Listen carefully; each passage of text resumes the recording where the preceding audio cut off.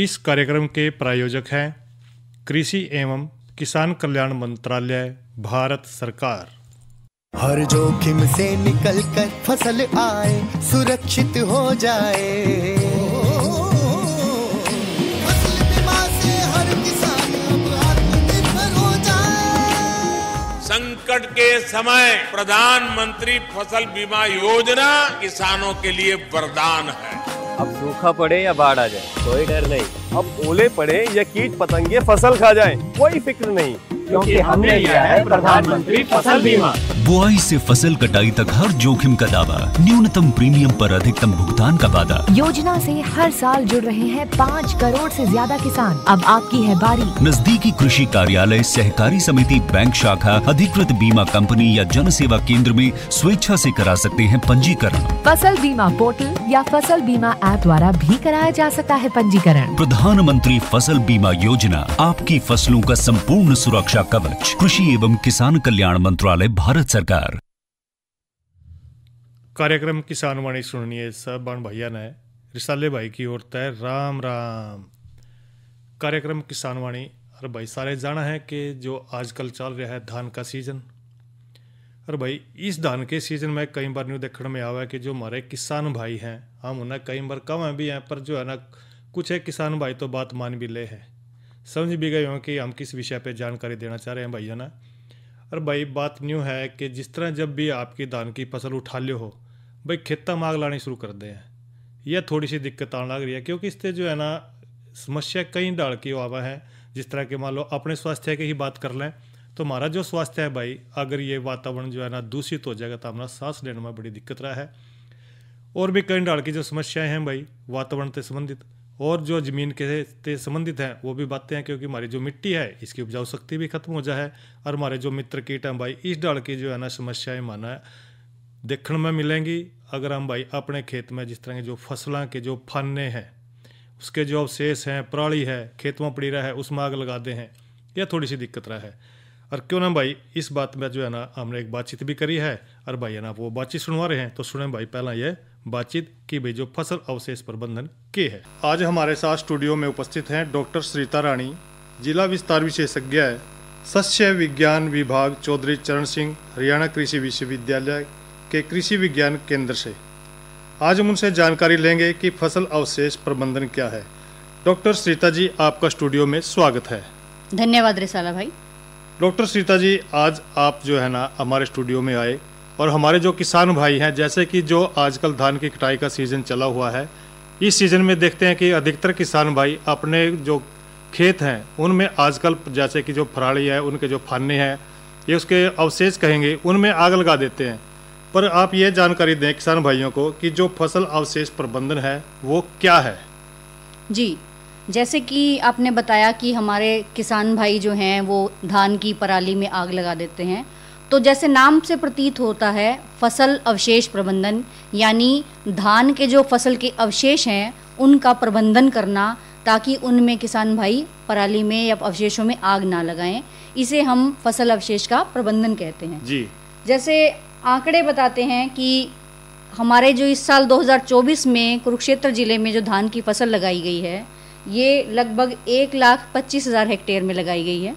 और अब किसान भाई जो कटाई कर रहे हैं, इसके बाद गेहूं की अगली जो फसल की उन्हें बिजाई करनी है, तो उसके समय के हिसाब से देखते हुए कई बार किसान भाइयों को लगता है कि हमारे पास समय कम है अगली बिजाई करने के लिए, तो वो किसान भाई जल्दबाजी में अपने खेत में ही इस जो फसल के अवशेष हैं, धान की पराली है, उनको आग लगा देते हैं। तो हम कोशिश ये कर रहे हैं कि हम हर तरह से किसान भाइयों को जागरूक करें कि वो इन फसलों के अवशेषों का ठीक तरीके से प्रबंधन करें और इसमें आग ना लगाएं। जी, तो डॉक्टर श्रीता जी, जैसे कि आप बता रहे हैं कि इसमें आग ना लगाएं, पर कई बार देखते हैं कि अगर वो आग लगा भी देते हैं तो इससे जो है ना जो फसल अवशेष हैं उसको जलाने से क्या नुकसान हो सकता है। इसमें मैं जब नुकसान की बात हम करते हैं तो सबसे पहली बात हम करते हैं पर्यावरण के लिए जी। क्योंकि पर्यावरण है, इसमें हम सब सांस ले रहे हैं, हम जी रहे हैं, चाहे वो मनुष्य हैं चाहे वो जानवर हैं, सभी हम सांस ले रहे हैं। इस पर्यावरण से ही, इस वातावरण से ही हमारे पास जो हमारी ऑक्सीजन गैस आती है। लेकिन अगर वो ऑक्सीजन कम हो जाए और हानिकारक गैसें जो है वो ज़्यादा हो जाएं तो वो हमारे लिए नुकसान का विषय हो जाती हैं। तो जब फसल अवशेषों को जलाया जाता है, इसको जलाने से अलग अलग तरह की हानिकारक गैसें जैसे कि कार्बन डाइऑक्साइड है, कार्बन मोनोऑक्साइड है या नाइट्रिक ऑक्साइड है, इस तरह की गैसें जो हैं वो उत्सर्जित होती हैं जो पर्यावरण को प्रदूषित करती हैं, वातावरण में प्रदूषण का कारण बनती हैं। और ये जो प्रदूषण है इसके कारण आपने अगर नोट किया हो कि जो दिवाली का अब ये समय है जब थोड़ी थोड़ी ठंड बढ़ने लगेगी जी। इस समय पे एकदम से ही धुंध की तरह से मौसम हो जाता है, अंधेरा सा फैलने लग जाता है। उसका कारण भी ये हानिकारक गैसें ही होती हैं।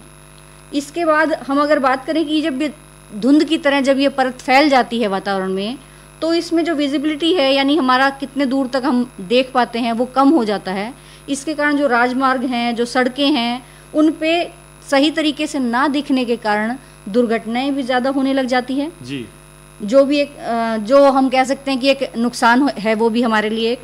इसके अलावा जैसे हम क्योंकि कृषि वैज्ञानिक हैं तो हम मिट्टी से संबंधित बात करेंगे। मिट्टी जो हमारी धरती माता है उसमें भी जो पराली या अवशेष जलाने से नुकसान होता है। तो मिट्टी में जो पोषक तत्व आपकी धान की फसल ने लिए थे, जो आपने खाद या उर्वरक दिए थे किसान भाइयों ने जी, वो कुछ दानों में चले गए, कुछ इन फसल के अवशेषों में भी रह जाते हैं जी, बिल्कुल। तो वो अवशेष भी जो जिनमें फास्फोरस था, नाइट्रोजन था, लगभग 25% नाइट्रोजन था या फास्फोरस था, 50% सल्फर थी, ये सारे के सारे जो हमारे पोषक तत्व हैं वो भी आग के साथ जल के ख़त्म हो जाते हैं। यानी जब आग लगी है तो उसने जब बाकी चीज़ें स्वाहा की तो ये पोषक तत्व भी ख़त्म कर दिए। तो ये भी हमारा एक नुकसान है।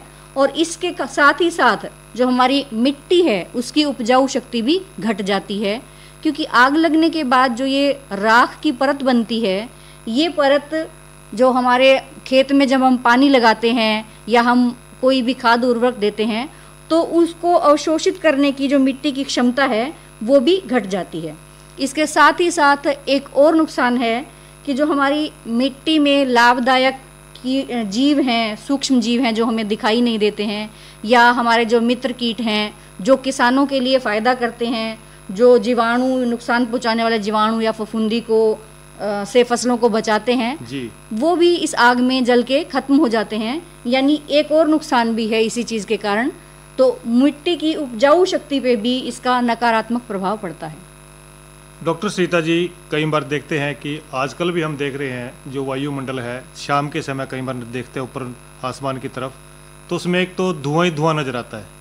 कई बार जो है ना आंखों के अंदर जो है ना जलन पैदा हो रही है जी, बिल्कुल। इसका यही कारण हो सकता है। यही कारण है आंखों में जलन होना। साथ ही साथ जो हमारे बुजुर्ग हैं या बिल्कुल छोटे बच्चे हैं या जो जिनको सांस लेने में तकलीफ है, जिनको सांस संबंधी बीमारियां हैं, जिनको अस्थमा की प्रॉब्लम है, उनके लिए भी इस समय पे सांस लेना बहुत दुभर हो जाता है। तो ये उनको भी एक स्वास्थ्य संबंधी नुकसान भी करता है। तो डॉक्टर सीता जी, एक बात और जानना चाहेंगे आपसे, अगर किसान भाई अवशेष जो है ना जलाएं, लेकिन अगर उन अवशेषों को मिट्टी में ही दबा दें, उसके क्या फ़ायदे हो सकते हैं? ये बहुत अच्छा प्रश्न किया है आपने, क्योंकि जो प्रबंधन है फसलों के अवशेषों का, उसमें हम पहली बात यही बताते हैं कि फसल के अवशेषों को आग लगाने की बजाय किसान भाई अपने खेत में ही मिट्टी में मिला दें। तो उसको मिलाने के फ़ायदे क्या हैं कि एक तो जैसे अभी हम बात कर रहे थे कि इन अवशेषों में पोषक तत्व जो थे जी, वो आग लगाने से तो जल जाते हैं, लेकिन अगर हम इन अवशेषों को हम मिट्टी में ही मिला रहे हैं तो वो अवशेष फिर से हमारी मिट्टी में ही मिलके मिट्टी की उपजाऊ शक्ति को बढ़ाएंगे और अगली जो आपकी फसल आएगी, जो किसान भाई अगली फसल लगाएंगे, उसके लिए भी इन पोषक तत्वों की उपलब्धता बढ़ जाती है। यानी कि वो खाद का कार्य करेंगे। खाद का कार्य करेंगे। जो शोध हैं वो ये बताते हैं कि अगर कोई किसान भाई 3 से 4 वर्ष तक लगातार अपने खेत में फसल के अवशेषों को मिलाते हैं तो उससे लगभग 16 क्विंटल जैविक कार्बन, जो हम मिट्टी की जान के हिसाब से बात करते हैं कि मिट्टी की जान जो जैविक कार्बन है वो मिलता है। लगभग 20 से 30 किलो नाइट्रोजन और 4-5 किलो फास्फोरस और 4 से 6 किलो सल्फर, और साथ ही साथ लगभग 60 से 100 किलोग्राम पोटाश का भी लाभ मिल जाता है। तो अगर हम इन आंकड़ों के हिसाब से बात करें तो 1 हेक्टेयर में ये लगभग 2000 से लेके 2500 तक की कीमत का मुनाफा किसान भाइयों को करवा सकते हैं जी। इसके साथ ही साथ अगर हम इनको अवशेषों को मिट्टी में मिला रहे हैं तो मिट्टी के जो भौतिक गुण है, जल धारण करने की क्षमता है, पोषक तत्वों को धारण करने की क्षमता है, वो भी बढ़ जाती है, यानी हम मिट्टी की उपजाऊ शक्ति को बढ़ा रहे हैं जी। इसके साथ ही साथ जब मिट्टी में जो एक पीएच मान हम मेजर करते हैं, जब मिट्टी की जांच की जाती है तो उसका पीएच मान भी ठीक रहता है, क्योंकि उर्वरकों की उपलब्धता जो है वो सही तरीके से होती है और ज़्यादा समय के लिए होती है जी। जब फसलों के अवशेषों को मिट्टी में मिलाया जाता है। मिट्टी का और जो वातावरण का है वो प्रदूषण नहीं होता है, तो अगर आपने खेत में मिला दिया तो आगे लॉन्ग टर्म के हिसाब से हम बात करें तो लंबे समय तक हम मिट्टी के स्वास्थ्य पर काम कर रहे हैं। जो ये हानिकारक गैसें हैं आग लगाने से जो पैदा होती है वो नहीं होंगी, तो यानी वायुमंडल का हमारा जो तापमान है उसमें भी फ़ायदा होगा। और एक शोध बताता है कि अगर हर साल आग लगती रहती है तो इससे मिट्टी जो हमारे वातावरण का तापमान है वो लगभग 1 डिग्री तक बढ़ जाएगा, जो आगे आने वाली गेहूं की फसल की पैदावार के लिए भी नुकसानदायक है, उसके कारण पैदावार घट सकती है। तो डॉक्टर श्रीता जी एक जानकारी और लेंगे जी। जैसे कि देखते हैं कि जो किसान भाई हैं वो क्या करें, यानी कि फसल अवशेष का प्रबंधन कैसे करें ताकि उन किसान भाइयों को ज़्यादा से ज़्यादा फायदा भी हो सके।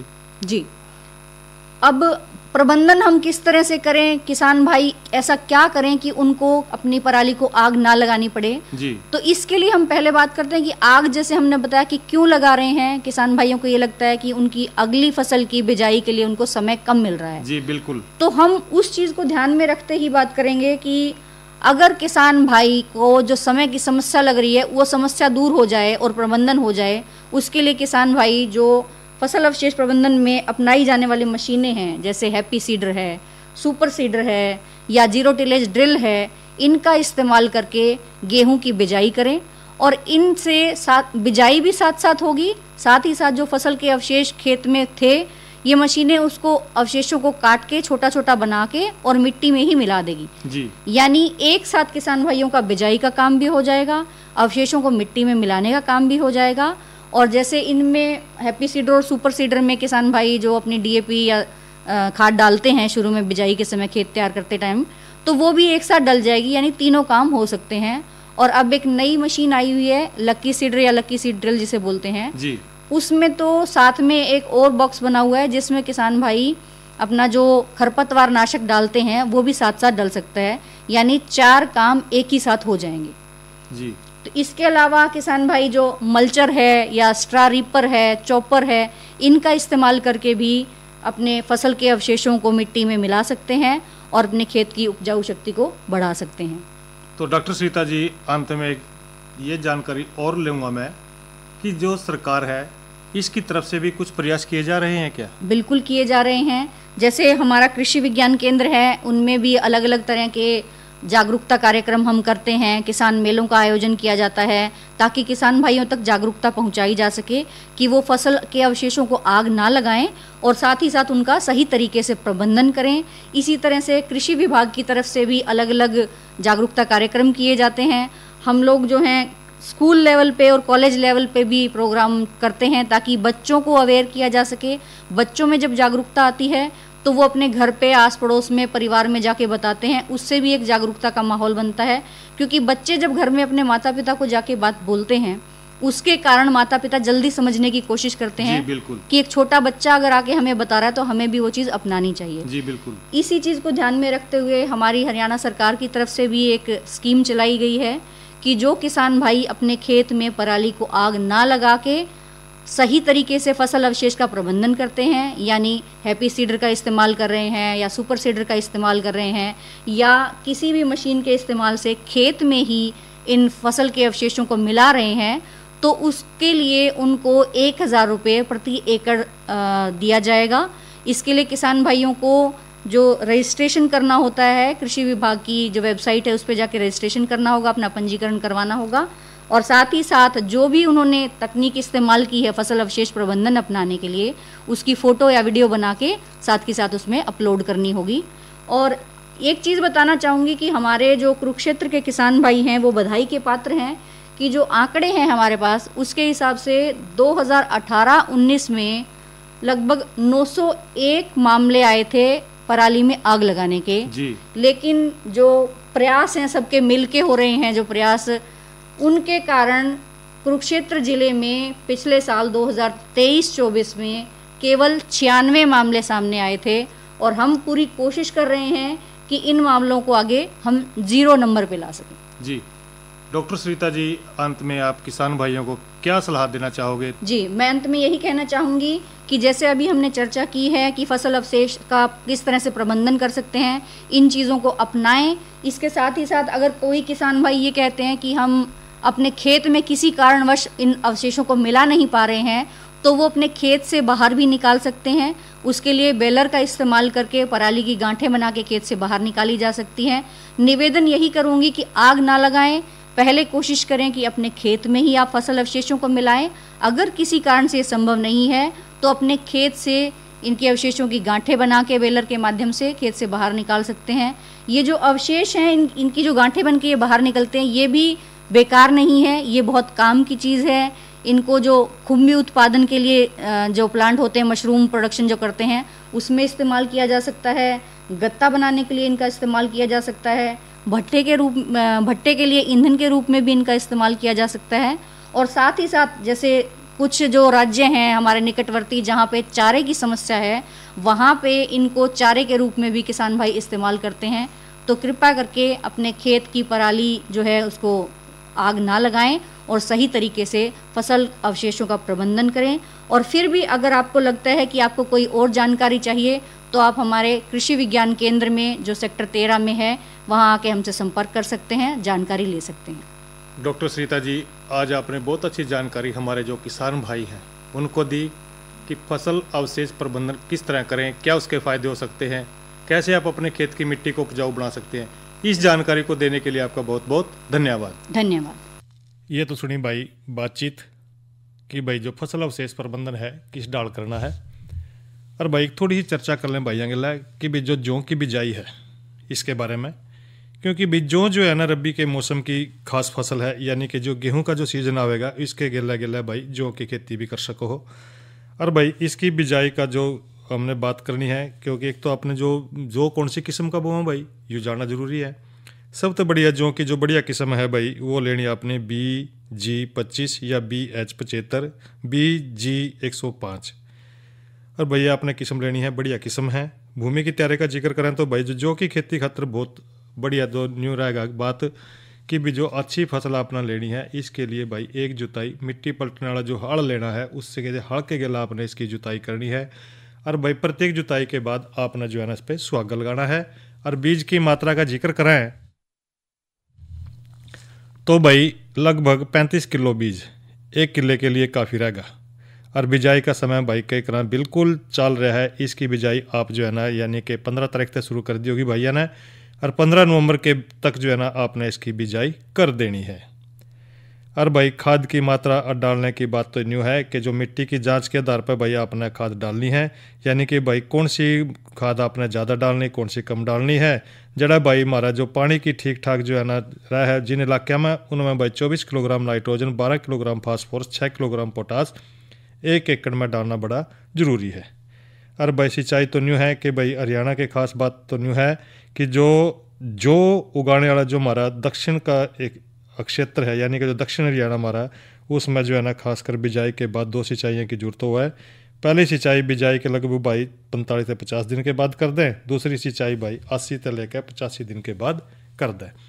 और भाई मौसम का जिक्र न्यू है कि आज का जो अधिकतम तापमान रहा वो रहा 34 डिग्री और न्यूनतम जो है ना 22 डिग्री सेल्सियस। और कल भी भाई ऐसी तरह का मौसम बने रहेगा। कल भी भाई अधिकतम तापमान 34 डिग्री, न्यूनतम तापमान 22 डिग्री सेल्सियस बने रहने की संभावना है।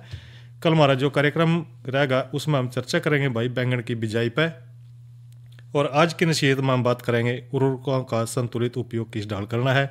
और साथ साथ में जो है ना जानकारी दुधारू पशुओं के लिए संतुलित आहार का क्या महत्व है। और भाई ईब करा दें भैया का थोड़ा मनोरंजन, पहला सुन लिया गीत, बाकी बातें बाद में करेंगे भाई।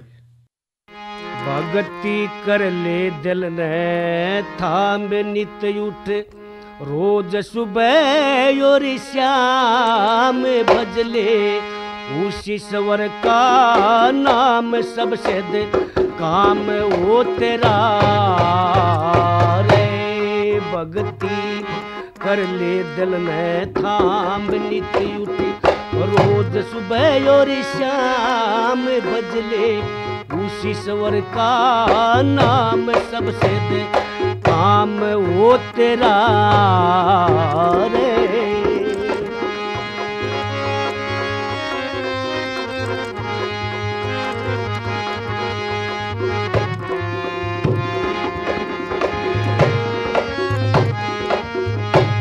छोड़ दे जैल फैल सब रगड़े कर सतु नित भर नए नए झगड़े रे कर सतु नित भरी नए नए झगड़े तगड़े हैं यम के सरदार ले जा धर्मराज दरबार तेरी नहीं बसावे पारवार वे लावे ना जरा रे। भक्ति कर ले दिल ने थाम नित उठ रोज सुबह और शाम बजले उसी स्वर का नाम सबसे दे काम वो तेरा रे।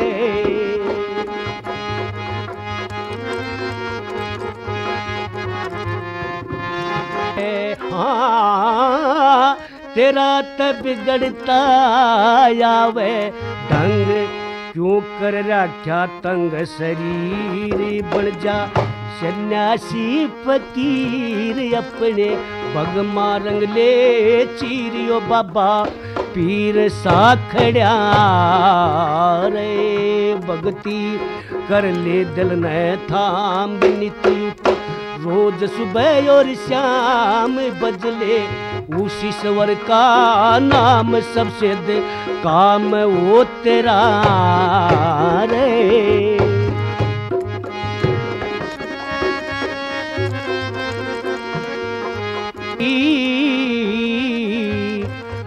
चलना तू छोड़ पाप की राई रे चलना तू छोड़ पाप की राई भलाई कर ले दिल न खोले तेरा लागता न मोल तने कहूँ बजा के ढोल मेरा बोल से खरा रे। भक्ति कर ले दिल ने थाम नित उठ रोज सुबह और शाम बजले उसी स्वर का नाम सबसे दे काम वो तेरा रे। और भाई इस लोकगीत के बाद भाई जानकारी दे रहे हैं भैया ने। कुरुक्षेत्र आकाशवाणी के माध्यम से मैं डॉक्टर संजय अंतिल, उप निदेशक पशुपालन व डेयरी विभाग कुरुक्षेत्र, सभी पशुपालकों को स्नेह भरा नमस्कार करता हूँ। पशुपालन विभाग द्वारा 16 अक्टूबर से 30 नवंबर तक संयुक्त टीकाकरण का अभियान चलाया जा रहा है। इस संयुक्त टीकाकरण अभियान में 4 माह से ऊपर गाय व भैंस को गलघोटू व मुंह खुर जैसी संक्रामक बीमारियों से बचाने के लिए घर द्वार पर निःशुल्क टीकाकरण किया जा रहा है। 4 से 8 माह के बच्चों को 1 माह के बाद बूस्टर डोज भी लगाई जाएगी। मैं सभी पशुपालकों से अनुरोध करता हूं कि अपने पशुओं को इस अभियान के तहत टीकाकरण करवाएं व पशुपालन विभाग की टीम का पूरा सहयोग दें। धन्यवाद। और भाई ईब जो है ना बातचीत कर रहे हैं भैया गिला नई फसल नई मूंग में हालिम की काश्त पे। हालिम भाई एक जो है ना एक औषधीय पौधा है और यू खास करके जो देखने में आया कि जो बच्चों की लंबाई बढ़ने में जो है ना काफ़ी सहायता करा है, क्योंकि एक दवा के रूप में भी वो काम करा है। और इसकी काश्त कब करनी चाहिए भाई? इसकी जो बिजाई है यानी कि भाई इसकी बिजाई का समय बिल्कुल तंत पे आ रहा है, यानी कि भाई अक्टूबर नवंबर में इसकी बिजाई कर सको हो। और ज़मीन खाली ना हो तो भाई या पानी की व्यवस्था ना हो पाए तो दिवाली के भाई 1 महीने बाद तक यानी कि 15 दिसंबर तक इसकी बिजाई आप कर सको हो। खेत के लिए भाई आपने बलई 2 मिनट मिट्टी 2 बार हैरो चलाकर भुरभुरा बनानी है और 72 ज़मीन पर जो है ना सुहागा लगाकर खेत की मिट्टी ज़्यादातर अम्लीय क्षारी नहीं होनी चाहिए। और भाई जिसका पीएच मान लगभग 6.5 से लेकर 7.5 के बीच हो वो अब ज़मीन बहुत बढ़िया रहा है। और भाई खरपतवार नियंत्रण हो तो भाई 2 गुड़ाइयाँ कसोले के बिजाई के 20 दिन के बाद और 35 या 40 दिन के बाद जरूर करनी चाहिए। और खासकर इसमें एक बीमारी आ जाए पाउडरी मिल्ड्यू की शिकायत पर भाई इसमें जो है ना सल्फर डस्ट का छिड़काव करना चाहिए। और कटाई के लिए बिजाई के भाई लगभग 110 से 120 दिन के बाद ये जो है ना पक्का तैयार हो जाए। पत्तियां जब पीली पड़ जाए तो भाई समझ लो कि बीज जो है ना काटने लायक हो गया है और इसका लाल रंग हो जाएगा। और जो समय जो है ना कटाई में ढीलना बरता है, क्योंकि फसल को जो है ना खेत खलिहान में सुखा करके इसकी गहाई करनी है। और भाई एक जानकारी देते हैं भैया ने लगे हाथ किसान कॉल सेंटर, जिसका नंबर है भाई 1551। और भाई ब्रह्मास्त्र बनाने की विधि का हम जिक्र कर दे रहे हैं। कई बार ब्रह्मास्त्र बनाने खातर भाई आपने एक बर्तन लेना पड़ा है और इसमें 5 लीटर देसी गाय का मूत्र लेना है। और भाई इसमें सारा के बर्तन में नीम की पत्तियाँ, करंज की पत्तियाँ, ये सारी कूट काट कर भाई आपने जो है ना भर लेनी है। और इसका जो है ना पत्तियाँ बर्तन को आग तय 5 जो के रख रहा है पत्तियाँ का अर्क निकालना हमने इसका गर्म करके। और इस घोल को 24 घंटे के लिए साफ होने खातिर यानी कि छड़ने खातिर रख दें और फिर जो है ना इसका छिड़काव फसल पर कर सको हो।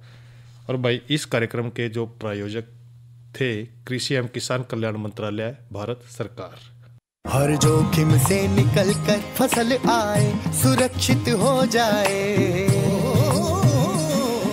फसल बीमा से हर किसान अब आत्मनिर्भर हो जाए। संकट के समय प्रधानमंत्री फसल बीमा योजना किसानों के लिए वरदान है। अब सूखा पड़े या बाढ़ आ जाए कोई डर नहीं, अब ओले पड़े या कीट पतंगे फसल खा जाए कोई फिक्र नहीं, क्योंकि हमने लिया है प्रधानमंत्री फसल बीमा। बुआई से फसल कटाई तक हर जोखिम का दावा, न्यूनतम प्रीमियम पर अधिकतम भुगतान का वादा। योजना से हर साल जुड़ रहे हैं 5 करोड़ से ज्यादा किसान। अब आपकी है बारी। नजदीकी कृषि कार्यालय, सहकारी समिति, बैंक शाखा, अधिकृत बीमा कंपनी या जन सेवा केंद्र में स्वेच्छा से करा सकते हैं पंजीकरण। फसल बीमा पोर्टल या फसल बीमा ऐप द्वारा भी कराया जा सकता है पंजीकरण। प्रधानमंत्री फसल बीमा योजना, आपकी फसलों का संपूर्ण सुरक्षा कवच। कृषि एवं किसान कल्याण मंत्रालय, भारत सरकार। और भाई इसी के गिले कार्यक्रम किसान वाणी यहीं पर संपन्न हो रहा है। रिसाले बाइना देव इजाजत। अच्छा भाइयों, राम राम।